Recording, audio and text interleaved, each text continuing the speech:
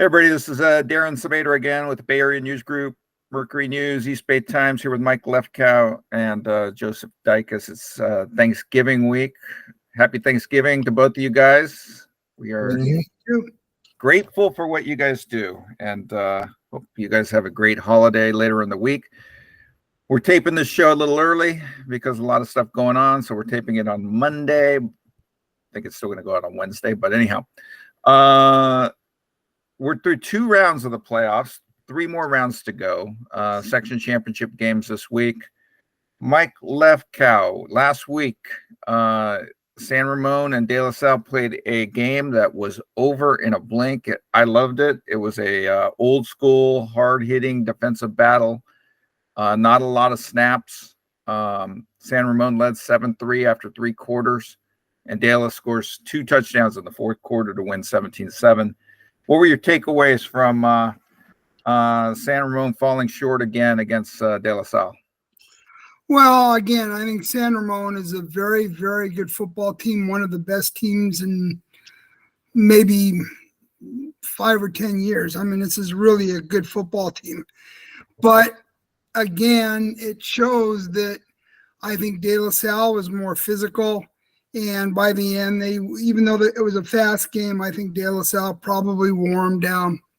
Mm-hmm. San Ramon had an interesting strategy. I mean, they ran their offense. I mean, they were missing the receiver, Owen Scott. You know, he got hurt the previous week, but they were running their offense in a way that ate up clock. It was like they shortened the game too. I mean, they were running up to the line and waiting until the play clock wound down, and then they would run a play. So it was, and then De La Salle running, almost exclusively made it a very fast game. Joseph Dicus, you were at Pittsburgh on Friday night, saw the Pirates behind that running attack bowl over California they did to advance to the Division I game. You provided some reaction. Bulletin board material. Yeah, reaction to Monday Morning Lights. Marley Alcantara, the quarterback, he says that they're about to become 13-0, Pittsburgh. Yes, they are. And they are, or do you believe him? I don't. Do I want to give away my pick? I mean, I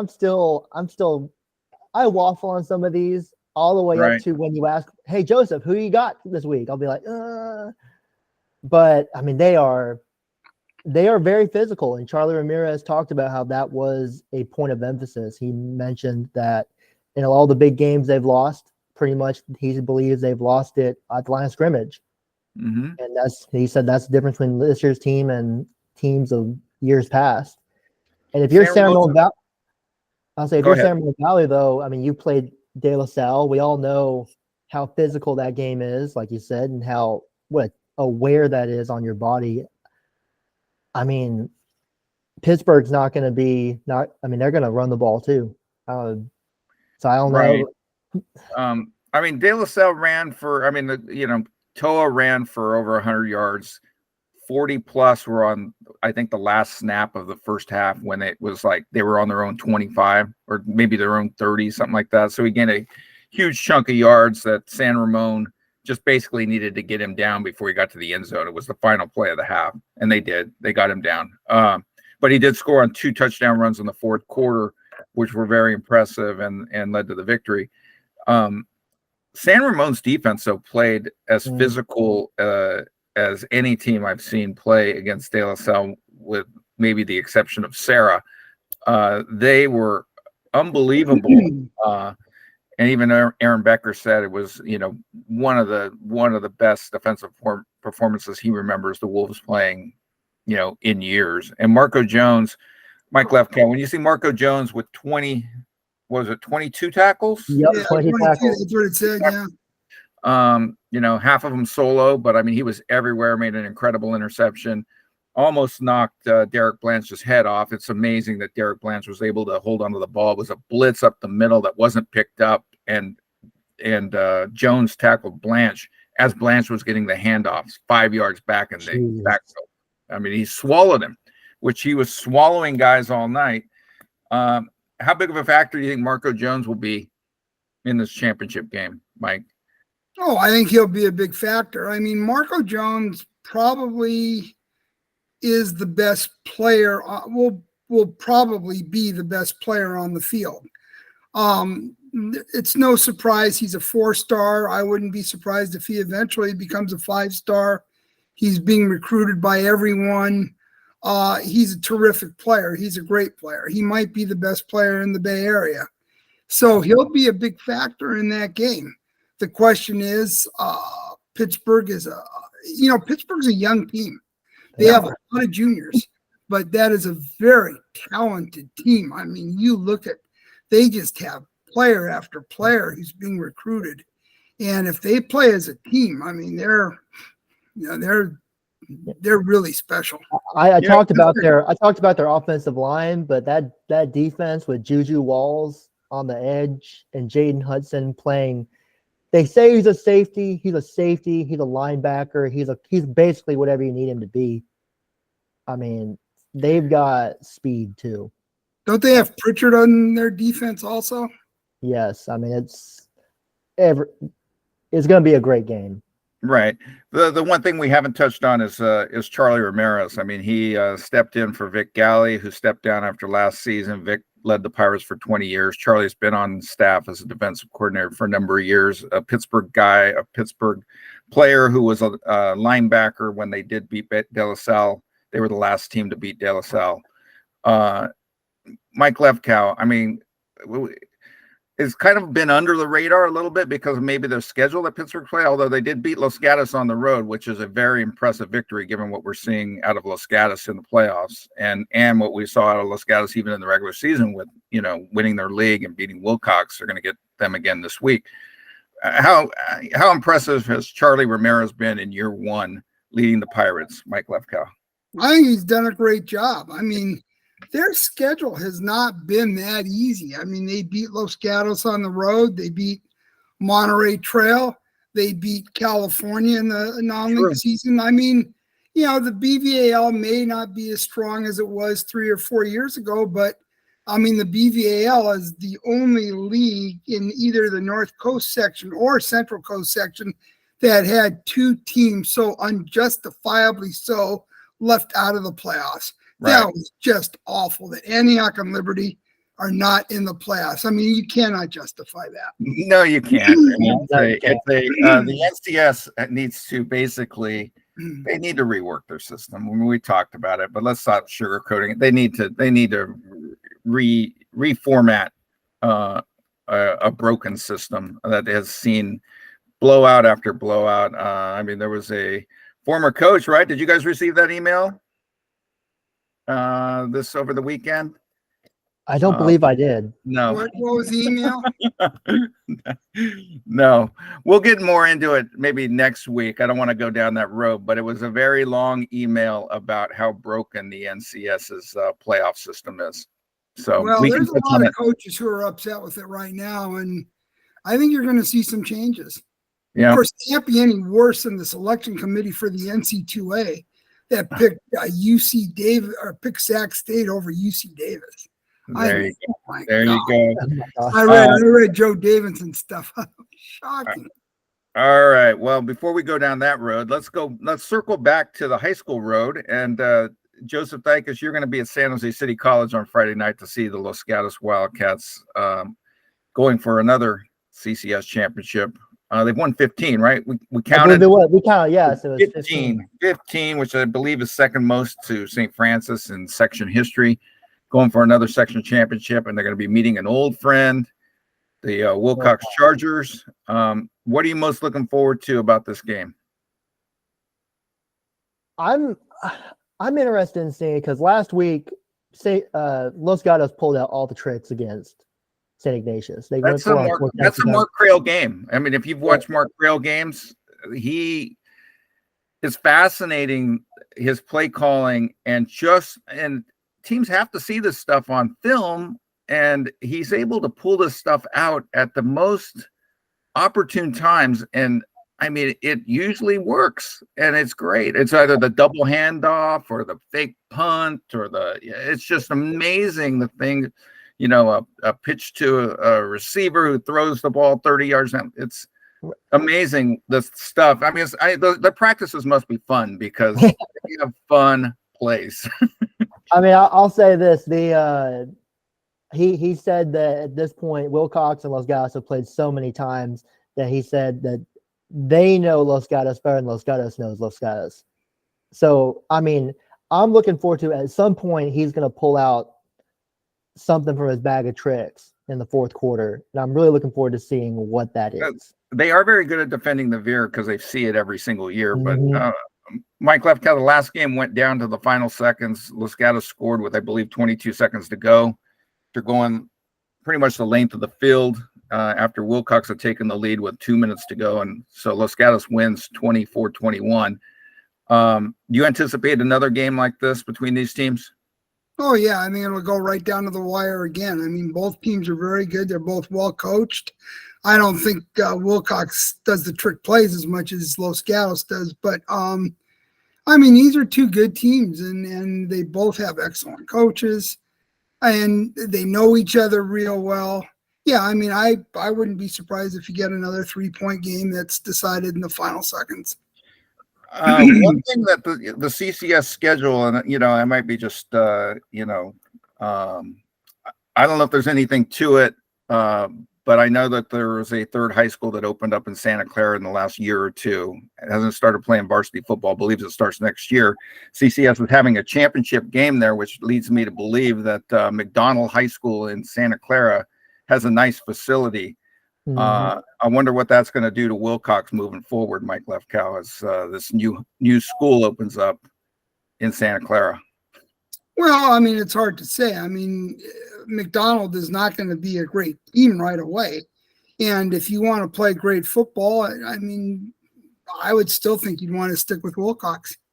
All right. Well, we'll see. We'll see how it goes moving forward. But I agree with Mark Crail and what Joseph said. This rivalry with Wilcox is great. I saw the first game. Joseph's going to see the second game.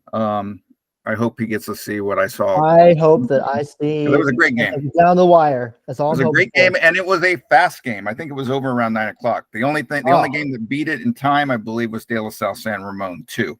See, that's the perfect combo. Good game, over in 2 hours. There you go. Anything else you guys want to touch? Oh, I wanted to get Mike Lefkow's take. We haven't really talked about it. I haven't even really gone on the social and talked about it, but it's what a lot of people around the state are talking about, that central section game between Shafter and Torres. What do you think the section should have done, Mike Lefkow, when they see the film 2 days later and clearly an ineligible receiver caught the winning 2-point conversion on the last play of the game?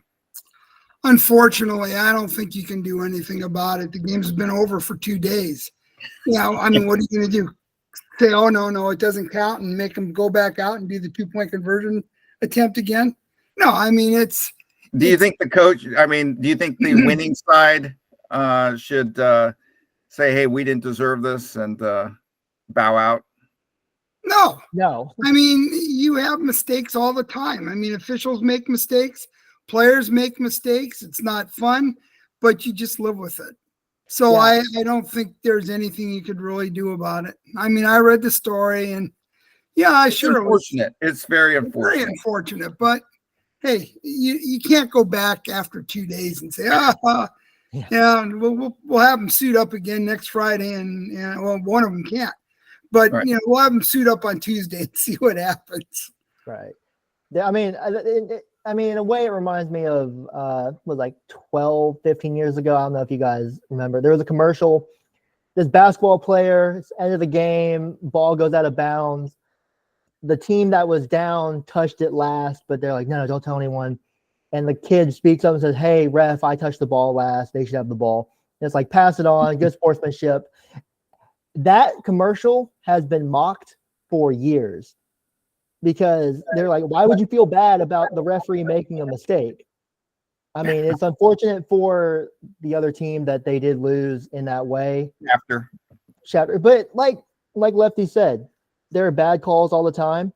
These are high school referees. it happens. It's unfortunate it happened to this team, and I'm sure that team is pissed off, and I would be if I were them. But no, you can't replay the game. It happens. Well, they wouldn't Look at replay it the this game way. after they were just going to give the team the win because it would have been ineligible player downfield. And reading Mitch Stevens' story on the SB Live, the game would have been over. They won't replay. They don't replay the down. It would have been a loss of down. So there would have been no replay according to Mitch's story. You guys read this way. Receivers drop passes. Sometimes the officials drop. Oh yeah, we've seen it. It happens. Happens at all levels. You guys ready to do 10 picks? Mike Lefkow had a great week in week 2 of the playoffs. He went 13 and 2. Yeah, Joseph and I had what I thought was a good week, 11 and 4. We both went 11 and 4. I feel like those NBA teams in like early April where you're eliminated from playoff contention and you're just going out there and you're being free, just making picks. It doesn't really matter anymore. Just trying to pump up the record a little bit. All right. Well, people do watch because Christopher, they were very excited that yours truly picked the Cougars to beat Menlo School. I wasn't looking so good late in the third quarter, but pulled out the win. Even a Menlo coach asked me before the game, who'd you guys pick this week? Did you pick us? Did you pick? So people do watch the show. We're ready to make the picks. And we are going to start off with the pick that they want to hear about in Gilroy. It's the CCS Division II final on Saturday night at San Jose City College, where Christopher will take on former San Jose State defensive back and NFL defensive back Dwight Lowry, who's done a really nice job with the SoCal Knights. SoCal coming in at 10 and 2, is that right? 10 and 2, and Christopher at 11 and 1. Christopher's the 8th seed. They rallied from 9 down in the final 5 minutes to beat Mitty in the first round, and then rallied from 17 down last week to beat Menlo School. I guess I'll start with this one. I'm going to go against Cal Preps. I think this is a magical ride as Darren Yaffe, the head coach of Christopher, bows out after the season after 3 years on the job, 30 years coaching coaching football. He was in a CCS final in 2021 and lost to Sacred Heart Cathedral. That team ended up going on and winning a state championship. I think Darren's team gets it done. Taking Christopher. Joseph Dykes, you're next. Yeah. They beat Mitty, number 1 seed. Then they come back from 17-0. I mean, it sounds like destiny, right? So I think Christopher's got this one in the bag. In the bag? I don't know about in the bag. In the bag. I'm not going to say that. A running clock? This SoCal team is really good. No, you're right. Look to see what SoCal's done. I did. This SoCal team played Los Gatos in the season opener and was competitive. Yeah, they were competitive. I think they'll win. I think they win 28-21. Okay, well, that's not necessarily in the bag, but okay. Mike Lefkow, who you got? I'm going to be contrary and go with SoCal. I was looking at their schedule and how they've done this year. They're pretty impressive. They are very impressive. I mean, this was a pick that if it weren't for the magical ride, I would have taken SoCal, but I just think there's some magic going on at Christopher, and I think these players want to send their coach out with a section championship. So we'll see what happens. Next game is CCS Division IV, where Mountain View and Palo Alto, teams that have been in the same league for a number of years, except for this season where Mountain View went to the Bay Division of the PAL and Palo Alto was in the De Anza. Palo Alto, the 1 seed, Mountain View, the 2 seed. I think one of you guys picked Mountain View to win this division, right? That's me. I bowed out with Branham. Mountain View's now 6-6. Mike Lefkow against 7-5 Pally. Pally's obviously got its offense back in gear. I don't know if Andrew Luck's still helping them out or not, but anyhow, they are scoring now. Mike Lefkow, who you got? I'm going to go with Palo Alto. Their offense has been on a roll, and I think it'll continue. Joseph Dykes. I mean, I picked Mountain View to win this division, so easy choice for me.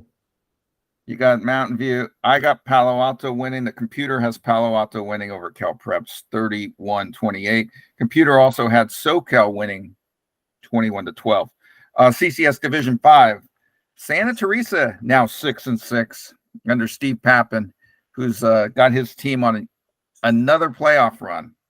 playoff run we didn't see happening after they lost their last game of the regular season to arch rival Oak Grove. They're going to be playing South San Francisco. Out of the 10 teams still playing this week in the CCS, 8 are from A leagues. South San Francisco is from a C league, so they're not supposed to be here, but they are. Who you got, Joseph? I wanted to go South San Francisco, but I mean, I can't pick against Steve Pappin and Santa Teresa. I think they're going to win. Mike Lefkow. Oh, I'm going to go with Santa Teresa. I think South San Francisco's done a terrific job this year, and I really like that coach. But I think Santa Teresa's got it going right now. I've got Santa Teresa winning too. So all of us are taking Santa Teresa, and the computer at Cal Preps has Santa Teresa winning 17-14. The computer's got some really close games on this list, including this one coming up. NCS Division II. Mike Lefkow, you're going to be there at Diablo Valley College on Friday night, where Windsor and El Cerrito will play a rubber match. They've played in the last 2 playoffs. Championship game last year won by El Cerrito, and the semifinal game 2 years ago won by Windsor. This is in Division II. They both moved up. I saw El Cerrito against De La Salle. I'm not picking against El Cerrito. I'm taking the Gauchos. Mike Lefkow, who you got? Yeah, I'm going to go with the Gauchos. I think it's going to be a close game again, but El Cerrito is they're very talented. They are. Joseph Dykes. Yeah, I'm going with El Cerrito too. Although, if I remember right, wasn't last year's game El Cerrito got to a pretty big lead and then Windsor fought back? Yeah, and Windsor came back in the second half and almost caught up. Almost pulled it out. Well, the computer remembers that game and likes Windsor to win 28-27. So should be a barn burner. Acalani San Ramon rematch. They played earlier this year, and probably the reason that this game's at Santa Rosa High is because they played earlier this year, and San Ramon won that one, right, Mike Lefkow? Yep, they did. I think it was 27-20. 27-20. Had a hard time with this one. I wanted to pick Acalanes, but I'm going San Ramon to win up there. This team is they do a terrific job up there. I mean, this team has a nice track record of success. So I've got San Ramon. Joseph, who you got?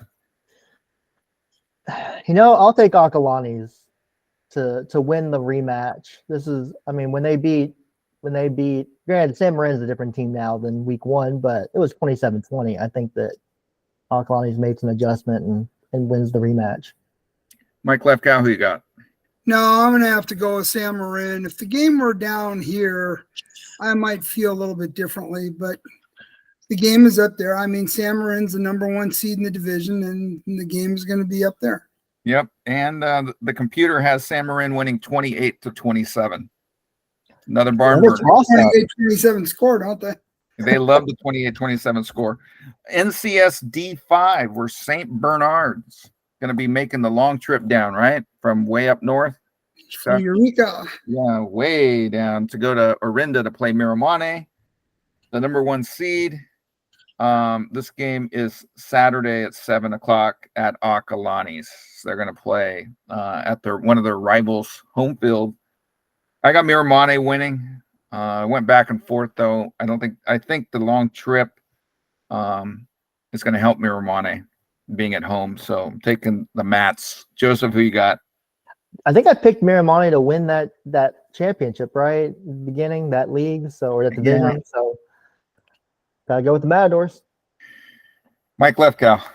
Yep, I'm going to take Miramone. I think again, you're right. The game being down here will be an advantage for the Mats. The computer disagrees. Cal Prep says St. Bernard's wins 28-21. Wow, they didn't pick 28-27, huh? Yeah, not 28-27. NCS Division 6, Salesian at St. Vincent de Paul. I looked at St. Vincent de Paul's resume. They're pretty good. They're really good. Are. Yeah, this is not I'm usually a believer in Salesian, although I took Moreau Catholic last week. I'm not sure how my wires got crossed because I picked Salesian to win this division. So something happened there with my wires. They malfunctioned. But anyhow, this week, well, hell, I'm doing it again. I'm doubling down. I'm going with St. Vincent de Paul to pull this one off. Mike Lefkow, who you got? Yeah, I don't remember who I picked to win that division, but I'm going to have to agree. I'm going to go with St. Vincent. I think that's a good, they've come on strong in the last 2 or 3 years. They're really good. I think you picked Salesian too, Did but I might be guessing. But you know what? I picked St. Mary's in this division. I'll pick Salesian now. Somebody's picking Salesian this week, and it's Joseph Dykes. I'm already mathematically eliminated. What more do I have to lose? Nothing. And I'm taking, or the computer's taking St. Vincent de Paul 35-21. So 3 for St. Vincent de Paul and 1 for Salesian. We got one more game left before we get to the 2 big ones in Division 1. We're going to go to the Silver Bowl, which we thought was going to be Castlemont against McClymonds at McClymonds, which would be Michael Peters' last home game. Mm-hmm. And then the OAL came out with a little bit of news. They did. Joseph Dykes has posted on Monday. So, Joseph, why don't you tell us who McClymonds will be playing in the Silver Bowl? They will be playing Oakland Tech. They'll be playing the Bulldogs. The runner-up in last week's semi-final. They did. Came out that Castlemont had made, as Coach Edward Washington called, a honest mistake. That little clerical error. Clerical error. He had, with grades, the kid had already gotten his grades up, but they used grades from a certain point before that. So he played. He was ineligible.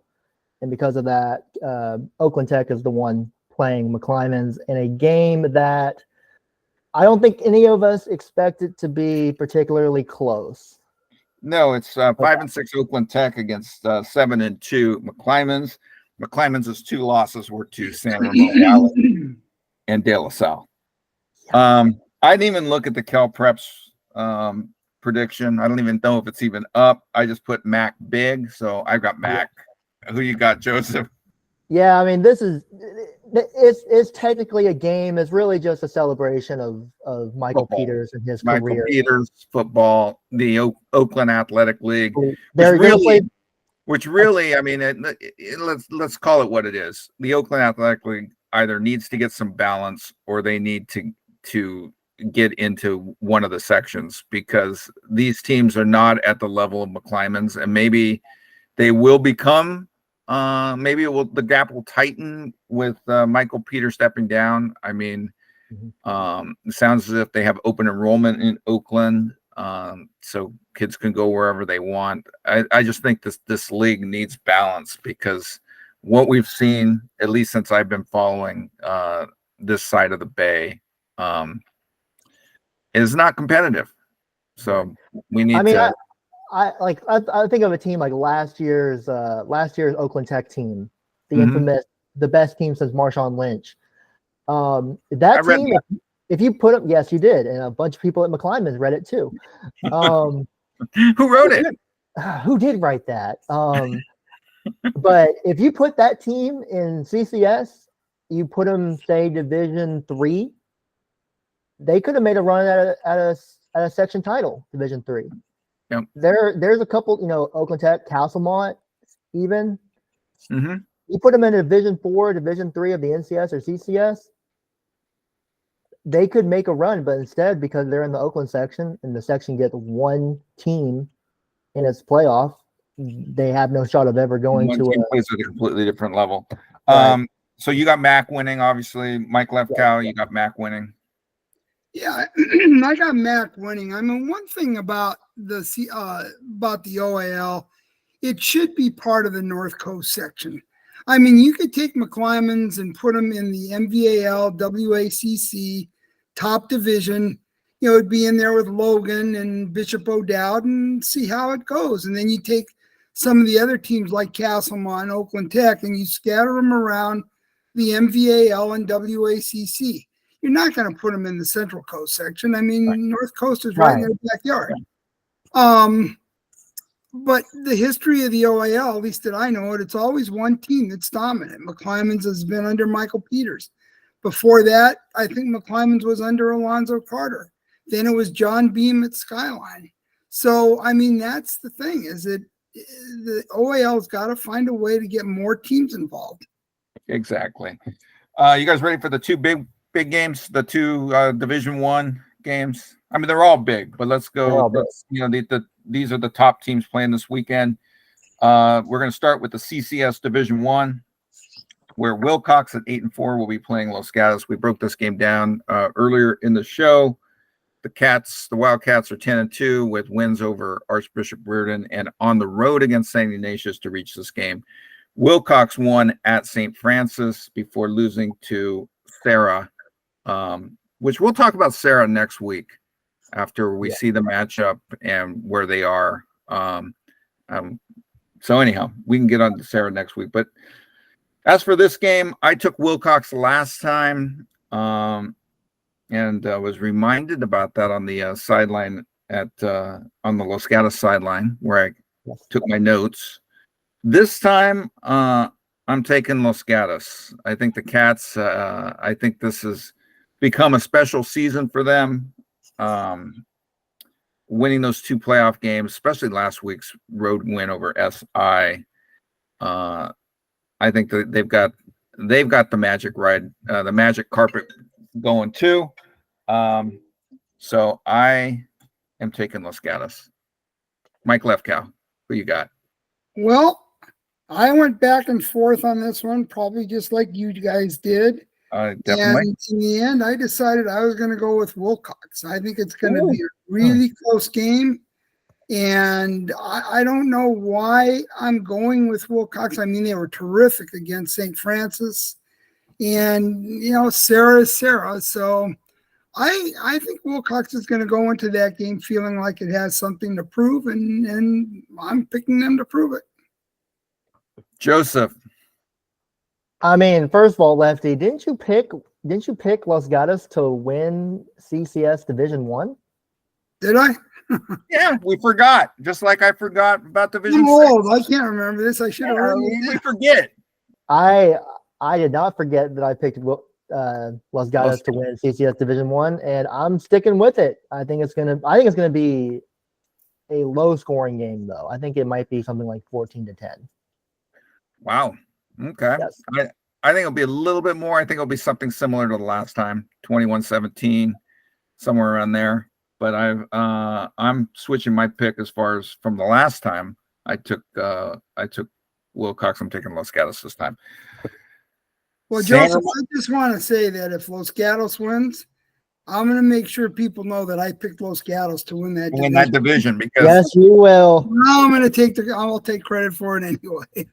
All right. The last game on the list, it'll be at Dublin High. I will be back there on Friday night where the Pittsburgh Pirates at 12-0, seeded third, will be trying to defend their Division I championship, try to three-peat as they take on the San Ramon Valley Wolves, 10-2, the 2 seed, last year's Division II champ, the team that took De La Salle to overtime in the regular season, the team that led De La Salle in the fourth quarter on Friday night before losing. I'm going to let you start, Joseph Dykes. Who you got first in this Pittsburgh San Ramon game? I think I spoiled it a little bit at the beginning. I've got Pittsburgh winning this game. I don't think it'll be super high scoring. I think it'll be 28. What Cal Prep says, 28-27 is their pick with every game. I think it's going to be 28-27. Cal Preps actually went 27-26 Pittsburgh, and that was with a simulated pick because it's not on the actual bracket. Maybe because the computer got confused by this open/Division I. But anyhow, the games with Los Gatos and Wilcox and San Ramon and Pittsburgh are not on Cal Preps, but Joseph and I were on the phone and we did the computer simulation. What do they have? Pick a matchup. And so the computer has Los Gatos in the simulated version winning 28-20 over Wilcox, and it has Pittsburgh winning 27-26 over San Ramon. Mike Lefkow, I'll let you go next, and then I'll go. Who did I pick to win that division, Joseph? Oh, man. I think you picked San Pittsburgh. Ramon? No, you No, said I Pittsburgh, I believe. Did he? Did I you believe pick you did. Pittsburgh? I don't remember. Okay, well, then I'm going to be consistent. I think Pittsburgh wins this game. I just think they are loaded with talent. The only drawback is they are young. Most of their top players are juniors, or there are a couple sophomores in there too. Noah, I think it's Noah. Asada? Yeah, he's a senior, the receiver. Mm-hmm. But almost everybody else is in the junior class, and I just think they're a really good team. I think Ramirez has done a great job, and I think the Pirates pull this one off. Well, I went back and forth on this one. 1 minute I was taking Pittsburgh, the next minute I was taking San Ramon. I've seen San Ramon a number of times. I've seen Pittsburgh only once. Pittsburgh's obviously got a great resume. San Ramon has a great resume too. Both teams, I don't know how healthy these teams are going to be. I assume decent enough where we're going to see a nice version of them. I'm taking the Wolves. I think San Ramon, this is a pretty special team too. And even Marco Jones is a junior, but Luke Baker's a senior. There's some seniors on that team who want to get back to state, just like there are players on Pittsburgh's team that wants to get back to state, because both of these teams not only won NCS last season, they also won NorCal. So they were both down in Mission Viejo. Unfortunately, only one can go this year. And I'm taking San Ramon, although, like I said, it was not an easy pick. I think it's going to be really, really close. As close as Cal Preps says at 27-26. Maybe not that close. Maybe 3 or 4 points. Maybe not one, but it should be a great game. Any question that's going to be a great game, or do you guys see one? I think it's going to be a great game. No, I don't see a running clock in this game. All right. Well, if there is a running clock, it'll be a shock to all of us. Anything else you guys want to add before we wrap this up? I would like to add Thanksgiving. I want to say happy Thanksgiving to our readers, to the coaches the coaches and players who love to watch and poke fun at us on the sidelines. Yeah, that's what I was trying to say. I would like to add just a couple random things. First of all, yes, happy Thanksgiving to everyone who watches the show and reads the article. 2, just want to say that my alma mater, Chattanooga, went to Tuscaloosa and scored 10 points against Alabama, which I truly believe is the upset of the week, because I have no idea how that offense scored 10 points. There you go. If they had played USC, they probably would have scored 40 or 50 points. They might have pulled off the upset. And the other thing I have to say is that in terms of Thanksgiving, Black Friday comes right after that. And I don't know what happened to Black Friday deals, because I'm looking at some of them and you get like 5% off. I know it's completely off topic, but off topic. And speaking of alma maters, you and I were both at San Jose State, where I saw my alma mater and Mike Lefkow's alma mater win the state school championship, right? Because the Spartans beat San Diego State after beating Fresno State last week. So are we the state champions of California? What's that? Are we the state school champions of California? I guess so. We're not talking to UCs. We're talking the state schools, and there's only 3 that play, right? At this level. From watching Cal and Stanford, I wouldn't be surprised if San Jose State could beat them too. And you know what? They also proved they can win in the elements. They won in the rain. Yes, they did. And Joseph got some nice shots of Kyrie Robinson, the former De La Salle star, who's had a great senior season. And we were there on senior night. We're kind of interested to see what kind of looks he gets in the NFL. He's not the biggest back in the world, but it seems like he's shifty and he can catch the ball. True. I liked him at De La Salle. So did Mike Lefkow. I think he might be a free agent signing. I don't know that he'd be drafted. Yeah, probably won't be drafted, but we'll see.